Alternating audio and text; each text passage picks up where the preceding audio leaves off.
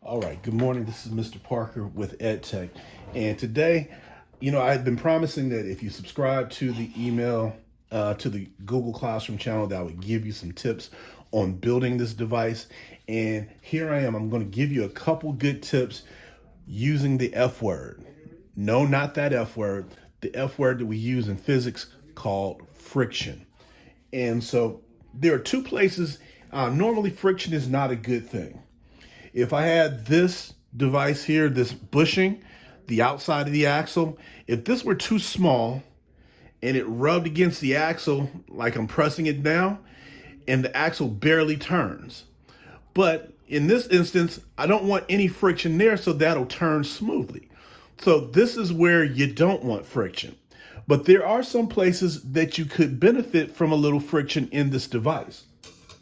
For example, on these wheels.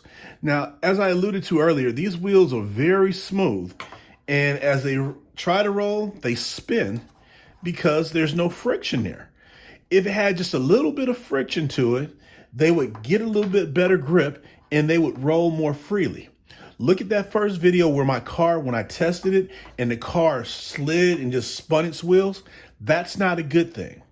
So what I really want you to do is figure out a way to get some friction on the end of these wheels.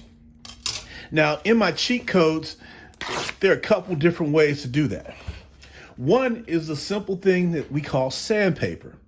Sandpaper, this is just used to take and to apply to a surface. When I do that, it gives me an abrasion. And if you see that, it'll really take that sand and start the wood and start smoothing it out. And on this surface, if I took a little sandpaper and I rubbed it, it'll take that smoothness of this and roughen it up a little bit. Now you can't feel it, but this side is smooth, but now there's a little bit more of a grittiness to these other areas where I've rubbed over with the sandpaper.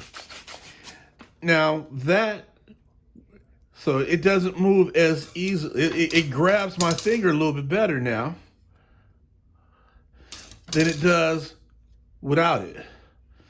So try applying some type of friction here. Now you're saying, Mr. Parker, maybe I have a better way. I'll ask you this. What are tires made of? Tires are made of rubber. Exactly. Is there a way that you could get maybe a coating or a sheet of rubber over the wheel? Think that through. That may be one of the modifications you want to make in your device.